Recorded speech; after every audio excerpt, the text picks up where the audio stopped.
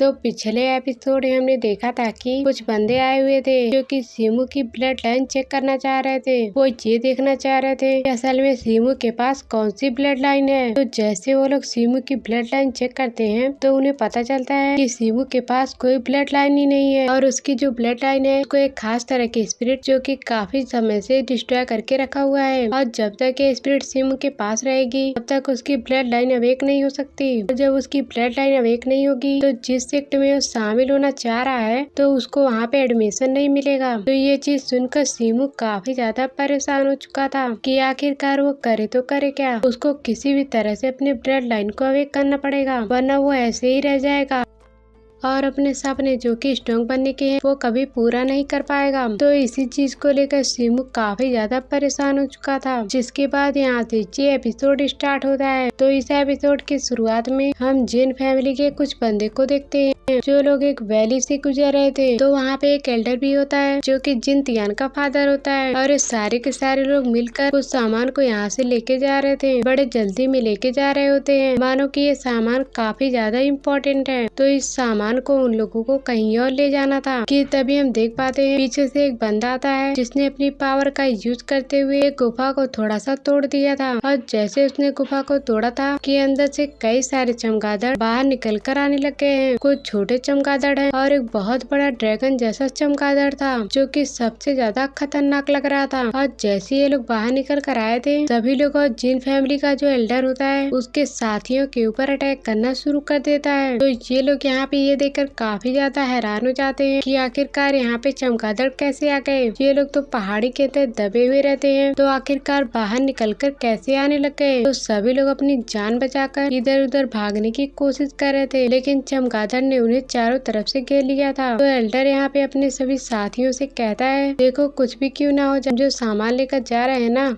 उसको कुछ भी नहीं होना चाहिए चाहे हमें यहाँ पर अपनी जान दांव पे क्यों ना लगानी पड़े। जाओ और सारे चमगादड़ को रोको तो हम इन सारे सामान को डिलीवर करके रहेंगे। तो जितने भी लोग होते हैं वो उन चमगादड़ के साथ फाइट करना शुरू कर चुके थे और ये फाइट काफी ज्यादा डेंजरस होती है। वो अपनी थंडर पावर का यूज करते हुए सभी चमगादड़ों के साथ भिड़ चुका था और वो अपनी पावर का यूज करते हुए सभी को मारने की कोशिश में लगा हुआ था। सारे चमगादड़ मर भी जाते हैं लेकिन वो जो बड़ा वाला चमगादड़ होता है और ऐसा लग रहा था वो सभी का किंग होगा और वो वहाँ पे आकर पहुँच जाता है और वो काफी ज्यादा गुस्से में होता है। वो किसी को छोड़ने वाला नहीं था। वो अपनी पावर का यूज करते हुए सभी के ऊपर अटैक करने लग गया था। तो जिस वजह से सभी की हालत खराब हो जाती है। तो एल्डर के काफी सारे साथी वहाँ पे मारे गए थे। इतनी भी कोशिश क्यों न कर लो वो बड़ा वाला चमगादड़ मरने के लिए तैयार ही नहीं था। तो एल्डर यहाँ पर अपनी पावर का यूज करते हुए अपने थंडर अटैक को रेडी करते हैं और उसको अटैक देकर मारने की कोशिश करते हैं जिस वजह से वो कुछ टाइम के लिए शांत हो जाता है। और उसके बाद वो अपना सामान जाकर देखते हैं कि सामान को कुछ हुआ तो नहीं। और जैसे वो सामान देखते हैं तो हम देख पाते हैं कि सामान के अंदर चमगादड़ है। तो इसका मतलब एल्डर इन्हीं कुछ चमगादड़ को बंदी बनाकर कहीं ले जा रहा था। ऐसा ये क्यों कर रहा था इसके पीछे इसका क्या मकसद है ये अभी हमें नहीं बताया जाता। लेकिन जब वो चमगादड़ को ले जा रहा था तो बाकी के चमगादड़ काफी ज्यादा भड़के हुए थे। तो फिर एल्डर कहता है इसमें से अभी चमगादड़ सेफ है तो मुझे जल्दी से डिलीवर करना होगा। ये उसकी गलतफहमी थी। बाकी के जितने चमगादड़ होते हैं वो सभी यहाँ पे होश में आ जाते हैं और वो यहाँ पे पहले से भी ज्यादा गुस्सा हो चुके थे कि तभी वहाँ पर एक दूसरा बंदा भी आ जाता है और यहाँ पर आने के बाद कोई एल्डर की मदद करने लग गया था। कोई एल्डर की मदद करने तो आया था लेकिन इसका कपड़ा थोड़ा वैसा ही लग रहा होता है जैसे कि कुछ टाइम पहले जिस बंदे ने इन चमगादड़ को आजाद किया था। तो हो सकता है ये वही बंदा हो जिसने चमगादड़ को आजाद किया और अब यहाँ पे इनके पास आया है झूठा नाटक करते हुए इनकी मदद का। तो फिर एल्डर जो होता है वो उसकी मदद लेने के लिए तैयार हो जाता है और वो जो बंदा था वो काफी ज्यादा स्ट्रांग होता है और वो कोई स्वॉर्डमैन जैसा लग रहा होता है और वो अपनी पावर का यूज करते हुए उस बड़े वाले चमगादड़ को एक अटैक के अंदर डिस्ट्रॉय करके रख दिया था। वो उसकी बॉट लगा के रख देता है जिस वजह से सभी की जान यहाँ पे बच जाती है। एल्डर यहाँ पे उस बंदे का शुक्रिया करते हुए कहते हैं तुम्हारा बहुत बहुत शुक्रिया जो तुमने यहाँ पर आकर हमारी मदद की। वैसे तुम्हारा नाम क्या है और तुम कहाँ से आते हो क्या तुम मुझे बताओगे। तो अभी उस बंदे के ऊपर उसके अंदर कुछ पॉइजन था और उसके ऊपर वो हावी हो जाता होता है तो इसीलिए वो बेहोश हो जाता है। और अब हमें यहाँ पे पता चलता है हमने जो सारी की सारी चीजें यहाँ पर देखी, ये सारी चीजें सीमू अपने फादर की डायरी में पढ़ रहा था। यानी कि वो जो बंदा आया था एल्डर की मदद करने के लिए वो कोई और नहीं बल्कि सीमू का पिता था और उसकी पहली मुलाकात हुई थी जिन फैमिली वालों से। तो डायरी में आगे लिखा होता है मैंने यहाँ पे जिन फैमिली से इसलिए हेल्प ली ताकि उनके पास कोई तरीका होगा जिसकी वजह से मेरा पॉइजन खत्म किया जा सकता है। तो मैं किसी भी बड़ी फैमिली के अंदर नहीं जा सकता था क्योंकि वहाँ पे सारे लोगों की एंट्री खत्म हो चुकी थी और किसी भी क्लान में शामिल होने के लिए अपर क्लास का बंदा चाहिए होता है। तो इसलिए मैंने यही तरीका अपनाया। तो हमने यहाँ पे जिन फैमिली को ट्रिक किया, उनके साथ दोस्ती बनाने के लिए उनकी हेल्प की और उसके बाद उन लोगों ने मुझे अपने सेक्टर में शामिल कर लिया। तो ये पढ़ने के बाद सीमू और इमरान दोनों काफी ज्यादा उदास हो जाते हैं कि उसके फादर को कितनी तकलीफें उठानी पड़ी। वो तो किसी जगह पे मदद मांगने के लिए नहीं जा सकते थे तो उन्होंने इस तरीके का तरीका अपनाया ताकि वो अपने पॉइजन का इलाज कर सके। लेकिन आखिर में उनको क्या मिला, उनकी जान चली गई। तो अब क्यों और किस लिए उनको मारा गया ये अभी तक उस डायरी के अंदर नहीं लिखा था। तो इसके बाद हमें पास्ट का सीन दिखाया जाता है जहाँ पे एल्डर ने सीमू के फादर सीटियन को अपने महल के अंदर ले आया था और यहाँ पे सीटियन कहता है ये कौन सी जगह है और मैं कहाँ पे आया हूँ। तो एल्डर बताता है ये हमारा जिन क्लान है और तुम हमारे जिन फैमिली के अंदर मौजूद हो। तो लोग मुझे मास्टर जिन कह के बुलाते हैं तो तुम मुझे जिन कह के बुला सकते हो। वैसे तुम ना उस बड़े वाले चमगादड़ को मारने के बाद 2 दिन तक बेहोश हो चुके थे और हमने तुम्हें बचाया और 2 दिन तक यहीं पर रखा। तो फिर सीटियन कहता है आपका बहुत बहुत शुक्रिया जो आपने मेरी हेल्प की। तो फिर एल्डर कहता है शुक्रिया करने की कोई बात नहीं और अगर तुम वहाँ पे नहीं पहुँचे होते तो मेरी खुद की जान चली जाती और सिचुएशन सच में काफी ज्यादा खराब हो चुकी थी। तो मुझे किसी न किसी की हेल्प चाहिए थी और तुम्हारे जो पॉइजन है जो कि काफी ज्यादा मिस्टीरियस लग रहा है, क्या ये तुम्हारे अंदर बचपन से है? ये तो काफी ज्यादा अजीब बात है क्योंकि इस तरह का पॉइजन मैंने पहले किसी के अंदर नहीं देखा। तो फिर सीटियन कहता है ये पॉइजन मेरे अंदर काफी टाइम से है लेकिन अचानक में एक्टिवेट नहीं हुआ था। अभी जब मैं फाइट कर रहा था तभी एक्टिवेट हुआ जिसने मुझे 2 दिन तक बेहोश कर दिया। इससे पहले मुझे हल्के हल्के झटके आते थे लेकिन इतना भयंकर कभी नहीं आता था। तो फिर एल्डर कहता है कोई बात नहीं है, हमने तुम्हें यहाँ पर खास तरह की स्पिरिट पिल दी है तो उसकी मदद से जो तुम्हारा पॉइजन है वो कुछ टाइम के लिए दब जाएगा और वो तुम्हारे ऊपर हावी होने की कोशिश नहीं करेगा। तो ये सुनकर सीटियन कहता है मैंने तो सुन के रखा है वो स्पिरिट पिल बहुत ही ज्यादा एक्सपेंसिव होती है और कोई उसको जल्दी खरीद नहीं सकता। तो आपने मुझे इतनी आसानी से वो स्पिरिट पिल कैसे दे दिया। तो एल्डर यहाँ पे तीखी निगाहों से कहने लग जाता है देखो तुमने मेरी जान बचाई है और अगर मैं यहाँ पर तुम्हारी जान नहीं बचाता तो बिना मतलब के तुम्हारी जान को खतरे में डालना वेस्ट नहीं हो जाता। तो इसलिए मैंने तुम्हारी हेल्प करने के लिए ये काम किया और तुम्हें एहसानों की तरह दबने की जरूरत नहीं है। वैसे हाँ मुझे तुमसे कुछ पूछना है कि अचानक में ऐसी सिचुएशन के अंदर जब हम लोग फंसे थे तो अचानक से कोई बंदा आकर हमारी हेल्प करने के लिए क्यों पहुंच जाता है, वो भी इतना कमाल का मार्शल आर्टिस्ट जो कि सारे सिचुएशन को अकेले दम पे हैंडल कर लेता है।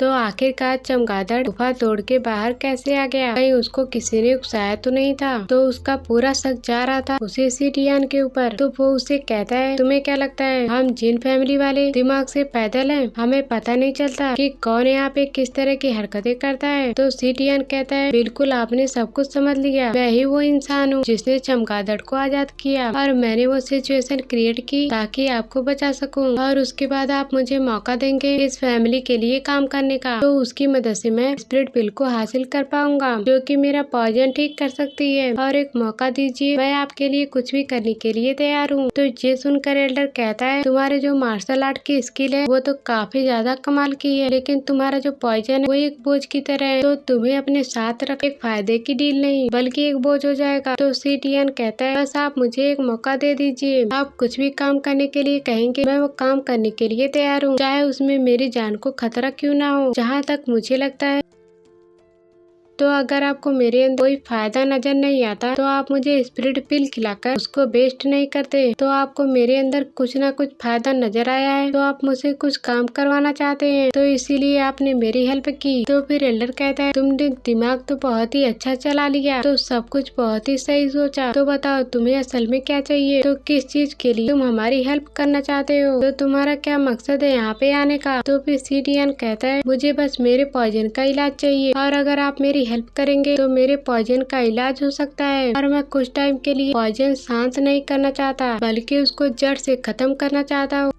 तो इसके बाद वो एल्डर उसको अपने साथ ले गया। तो सीमू जब डायरी पढ़ रहा था तो उसको आगे पता चलता है जिस क्लान से वो सीटियन आता है, यानी कि सीमू का असल में जो क्लान है, वहाँ के क्लान के हर एक बंदे के पास एक उनकी ब्लड लाइन होती है और उनकी ब्लड लाइन किसी खास तरह की बीस्ट से आती है। इस तरह से सीमू के पास है वो अजीब सा बीस्ट, तो उसी तरह की उसके पास ब्लड लाइन है। हालांकि वो सबसे ज्यादा मिस्टीरियस होती है और उसको अवेक करने में बहुत ही ज्यादा मुश्किल हो जाती है। तो कोई उसको जल्दी अवेक नहीं कर पाता और जो कर लेता है उसकी पावर का अंदाजा नहीं लगाया जा सकता। और जब तक बंदा ब्लड लाइन को अवेक नहीं करता तब तक वो पॉइजन का असर उसके ऊपर बढ़ता ही जाएगा। तो सीटियन को ये भी पता चला था आगे चलकर एक बीस्ट स्पिरिट पिलाती है, तो जिसको बीस्ट को मार कर बनाया जाता है और एक काफी हद तक काम कर जाती है पॉइजन का असर कम करने के लिए। अब सीटियन स्पिरिट पिल को हासिल नहीं कर सकता था क्योंकि वो बहुत ही ज्यादा मुश्किल से बनती है। तो उसने बीस्ट पिल को हासिल करने की कोशिश की, जो कि कुछ लेकर आई थी सीमू की माँ उसके लिए, और उसे सीमू का खाने के बाद थोड़ा अच्छा महसूस कर पा रहा था। और ये जो बीस्ट पिल होती है वो ज्यादातर बनाते थे बारबेरियन लोग जो कि जंगल के इलाकों में रहते हैं। तो सीटियन उसी जीटियन के फैमिली के उसी बारबेरियन के ऊपर हमला करने के लिए जा चुका था ताकि वहाँ जाने के बाद इतने बीस्ट पिल हो उसको हासिल कर सके। लेकिन जब वो वहाँ पे पहुँचा तो सीटियन ने देखा वहाँ पे एक बहुत ही ज्यादा स्ट्रॉन्ग पाइथन है जिसने बारबेरियन के ऊपर पहले से ही हमला कर दिया। तो बारबेरियन का जो लीडर होता है उसकी जान खतरे में आ चुकी थी। सीटियन सीधा चला जाता है उसी पाइथन से फाइट करने के लिए और वो उस पाइथन को जान से मार डालता है। तो इस वजह से जो बारबेरियन का लीडर था वो काफी ज्यादा खुश हो चुका था और वो काफी ज्यादा इम्प्रेस हो जाता है सीटियन से। तो उसको यहाँ पे पता चलता है कि सीटियन के अंदर खास तरह का पॉइजन है जो कि उसकी जान लेने वाला है। तो बारबेरियन के लीडर ने सीटियन से कहा कि मेरे अंदर ठीक इसी तरह का पॉइजन था और मेरे पास एक खास तरह की स्पिरिट थी मेरे ब्लड लाइन के अंदर जो कि मेरे ब्लड लाइन को अवेक करने में काफी ज्यादा मुश्किल आ रही थी। ठीक वैसा हाल था उसका जैसा हाल है सीमू का। तो बारबेरियन के लीडर ने सीटियन को बताया था तो अगर इसको ठीक करना है तो मैं एक सीक्रेट रेलम के अंदर गया था और वो बहुत ही ज्यादा मिस्टीरियस जगह है और वहाँ पे जाने के बाद बहुत ही ज्यादा मुश्किल से मैंने अपना इलाज किया और उसके बाद मैंने इलाज नहीं किया और उसके बाद मैंने अपना हेवनली रेलम ब्रेक थ्रू किया। तो इसका मतलब अगर सीमू सीक्रेट रेलम के अंदर जाता है तो उसकी जो ब्लड लाइन है वो अवेक हो जाएगी जो कि उस स्पिरिट की वजह से नहीं हो पाई थी। तो सीमू का पॉइजन खत्म हो गया और वो अपना हेवनली रेलम ब्रेक थ्रू कर पाएगा। तो ये सुनकर सीमू और उसके के सारे दोस्त काफी ज्यादा खुश हो जाते हैं। क्या कमाल की खबर दी है तुमने। और उन बारबेरियन में से पता था किसी को वो सीक्रेट रेलम कहाँ पे है, तो अगर हम वहाँ पे जाते हैं तो हमारी सारी प्रॉब्लम खत्म हो जाएगी और सीमू बिल्कुल नॉर्मल हो जाएगा और काफी ज्यादा स्ट्रॉन्ग हो जाएगा। लेकिन वो सीक्रेट रेलम कहाँ पे है उनका मैप उनके पास होता है और उसमें मैप रखा होता है जिसपे लिखा होता है सीक्रेट रेलम कहाँ है, लेकिन उसको मैप को समझना काफी ज्यादा मुश्किल लग रहा था। और अगर मैप को अच्छे से समझना है तो इसके बारे में कुछ और जानकारी चाहिए तो सबसे पहले बारबेरियन से मिलना होगा। क्या पता उन बारबेरियन में से किसी को पता हो वो सीक्रेट रेलम कहाँ पे है। वहाँ पर एक टोकन भी होता है जो कि बारबेरियन का लीडर होता है क्योंकि उसने सीटियन को दिया था। तो वो उस टोकन को ले लेते हैं और कहते हैं चलो हम चलते हैं उसी बारबेरियन के पास। तो हो सकता है उनमें से किसी को पता होगा तो सीक्रेट रेलम कहाँ पे है, तो हम सब चले जाएंगे उसी सीक्रेट रेलम के अंदर। लेकिन सीमू की जो माँ होती है वो कहने लगती है देखो ये सफर काफी ज्यादा मुश्किल होने वाला है क्योंकि बारबेरियन हमें नहीं जानते और उनका जो लीडर था जिसको सीटियन जानता था वो अभी तक जिंदा होगा या फिर मर गया होगा, तो इसकी हमें कोई गारंटी नहीं है। तो अगर हम इस सिचुएशन में बारबेरियन के पास जाते हैं तो कहीं हमें गलत समझकर हमारे ऊपर हमला कर दिया तो हमारी जान जा सकती है। तो हमें जो भी कदम उठाने हैं वो सोच समझ के उठाना है क्योंकि वो डायरी का आखिरी पेज था जिसमें सीक्रेट रेलम के बारे में लिखा हुआ था और उसके आगे जो भी सीमू को करना है खुद के दम पे करना पड़ेगा। तो भी जुनहन कहने लग जाती है मुझे तो लगता है फादर उसी सीक्रेट रेलम को ढूंढते हुए गए होंगे और जब वो सीक्रेट रेलम के अंदर गए होंगे तो वहीं पे उनकी जान चली गई होगी या फिर उनके साथ कुछ ऐसा हुआ होगा तो जिसकी वजह से उनको वहाँ से बड़ी मुश्किल से बाहर निकाला गया होगा। लेकिन हालत ऐसी हो चुकी थी कि उनका बचना नामुमकिन था। उस सीक्रेट रेलम के अंदर कुछ न कुछ सीक्रेट को जान चुके होंगे। तो अगर हमें यहाँ पे पता लगाना है कि हमारे फादर की किस तरह से जान गई है तो हमें सीक्रेट रेलम के अंदर जाना पड़ेगा। तो इसके अलावा हमारे पास कोई दूसरा रास्ता नहीं है। तो सीमू की माँ कहती है हम काफी टाइम से यहाँ पर रुके हुए हैं तो हमें यहाँ से चलना चाहिए वरना जिन फैमिली को शक हो सकता है कि हम लोग यहाँ पे क्या कर रहे थे। और यहाँ पे हमें काफी सारी चीजें मिल चुकी है इन्फॉर्मेशन के मुताबिक अभी तो हम लोग प्लान बनाकर उस सीक्रेट रेलम को ढूंढने के लिए निकलेंगे। तो फिर सीमू कहता है ठीक है आप जा सकती हैं जुनहान को लेकर, लेकिन मैं यहाँ पे रुकूंगा, मुझे काफी सारी टेक्निक और कुछ स्पेल्स मिल रहे हैं तो मैं उनको एक बार देखना चाहता हूँ, क्या मैं उनको सीख सकता हूँ या फिर नहीं सीख सकता। लेकिन जाने से पहले सीमू की जो माँ होती है वो सीमू से कहती है तुमने वो डायरी पढ़ी, क्या तुम्हें उनमें मेरा जिक्र दिखा, क्या तुम्हारे फादर ने मेरे बारे में एक बार कुछ लिखा था। तो सीमू कहता है आप करना, लेकिन उसके अंदर मैंने आपका कोई जिक्र नहीं देखा, उन्होंने आपके बारे में कुछ भी नहीं लिखा। तो ये सुनकर उसकी माँ उदास होकर वहाँ से चली जाती है। तो दूसरी तरफ हम बुआ और जिनतियान को देखते हैं जो दोनों आपस में बातें कर रहे थे, जहाँ पे जिनतियान काफी ज्यादा गुस्से में होता है। तो बुआ उससे कहता है यार तू गुस्सा क्यों कर रहा है, सीमू जीत गया ना कंपटीशन, अब तो बन गया ना सिटी का नंबर 1 डिसाइपल, तो तू उसके बारे में सोचना छोड़ दे, तो तू उसका कुछ नहीं कर सकता। तो फिर जिनतियान कहता है कुछ नहीं कर सकता, मैं उसको तो मार डालूंगा, वो एक नल्ला लूजर कहेगा जिसके पास ब्लड लाइन भी नहीं है, वो बड़ा आया मेरा रास्ता छीनने के लिए, मेरी पोजीशन खाने के लिए और मेरी इज्जत खाने के लिए, तो मैं उसको जिंदा नहीं देखना चाहता, तो मैं किसी भी हालत में उसको जान से मार कर रहूंगा, तू बस देखते जा। तो जिसके बाद हम सीमू को देखते हैं, वो अपना वापस से कल्टीवेशन करने के लिए बैठ चुका था और वो यहाँ पे कह रहा था मैंने यहाँ पे जितनी भी टेक्निक सीखी है वो काफी ज्यादा कमाल की लग रही है और मेरे अंदर जो स्पिरिट थी उसने मुझे सिखाया था जो कि काफी ज्यादा अच्छी लग रही है, तो मैं एक काम करता हूँ सभी को आराम से सीख लेता हूँ, जगह भी एकदम शांत है और मौसम भी अच्छा बना है, तो इसको सीखने के लिए तो सीमू वहाँ पे एक कुर्सी जैसा रखा हुआ था तो उस पर बैठ जाता है कल्टीवेशन करने के लिए और तभी उसको दिखाई देता है उस कुर्सी के नीचे कुछ एनवलप रखे हुए हैं। तो जल्दी से सीमू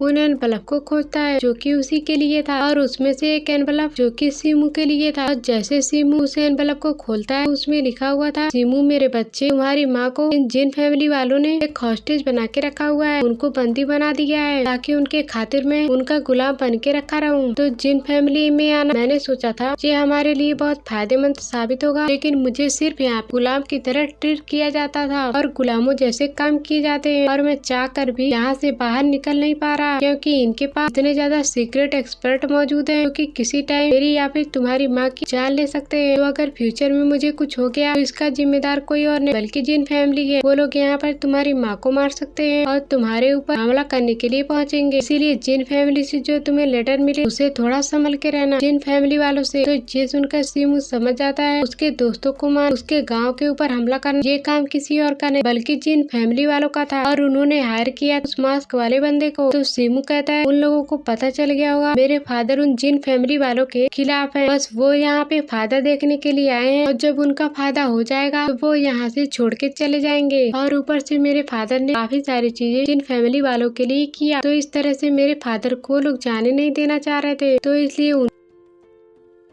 जहाँ पर उनको मारने की कोशिश की। तो उनको लगा मेरे फादर ने मुझे यहाँ पे काफी सारे सीक्रेट बता दिए होंगे इन फैमिली के, तो उन लोगों ने उस मास्क वाले बंदे को हायर किया ताकि वो मुझे मार सके। और जब मास्क मैन ने देखा कि मैं अपने दोस्तों के साथ हूँ, अपने दोस्त के परिवार के साथ रहता हूँ, तो उस मास्क मैन ने उनके ऊपर रहम नहीं दिखाया, उसने मेरे दोस्तों को मारा और सबको जान से मार दिया। उसके बाद मुझे मारने की कोशिश करा तो किस्मत थी जिसने मुझे बचा लिया। तो वहाँ पे एक दूसरा लेटर भी होता है जो कि सीमू की सौतेली माँ होती है उसके लिए होता है, जहाँ पे सीटिया ने उसके लिए लिखा था मैं जानता हूँ मैंने तुम्हारे साथ कुछ उतना खास नहीं किया, तो तुम्हारे मुझ पर काफी सारे एहसान है और मैंने तुम्हारे किसी भी एहसान का ढंग से चुका नहीं पाया और वो एहसान इतने ज्यादा है कि मैं उनको कभी गिन नहीं सकता। और कुछ भी क्यों ना हो तो तुम कभी ऐसा मत सोचना कि मैं तुम्हें पसंद नहीं करता, मेरे लिए मेरे दिल में तुम्हारी उतनी जगह है इतना कि मैं किसी और को यानी कि सीमू को अपने बेटे को चाह रहा हूँ। लेकिन अभी जो मेरी सिचुएशन है मैं उम्मीद करता हूँ तुम समझोगी, और अगर मैं यहाँ से जाना चाहता हूँ तो तुम नहीं सोचोगी कि मैंने तुम्हें छोड़ दिया, बल्कि सिचुएशन ऐसी हो गई है कि मुझे अब यहाँ से जाना होगा और जहाँ पे मैं जा रहा हूँ अपना इलाज ढूंढने के लिए, और अगर मैं वहाँ से रिटर्न लौट के आया ना तो मैं तुम्हें अपने साथ ले जाऊंगा और मैं तुम्हें वो सारी चीज दूंगा जो तुम्हें कभी नहीं दे पाया। तुम्हें जिन फैमिली से दूर ले जाऊंगा क्योंकि उन लोगों ने तुम्हें भी बहुत ही बुरा ट्रीट किया है, यानी कि वो सीक्रेट रेलम रियलम के सफर पे जा रहे थे। यहाँ पे हमने देखा वो सीक्रेट रियलम तक गए नहीं बल्कि उनकी जान चली गई। ये सारी की सारी चीजें पढ़कर सीमू काफी ज्यादा इमोशनल हो चुका था। वो कहने लग जाता है मेरे फादर किस तरह की सिचुएशन से गुजर रहे थे और मैं उनको नहीं समझा। मैं उनसे तब से नफरत करता था और मैंने उनसे सारे लेटर छुपा कर रखे थे ताकि कोई भी इनको ना पढ़ सके। हालांकि ये लेटर अपनी सौतेली मां यानी कि जैन को देना होगा। पूछ रही थी मेरे फादर डायरी के अंदर मेरे बारे में क्या लिखा है, तो उसमें तो कुछ नहीं लिखा था, लेकिन यहाँ पर लिखा हुआ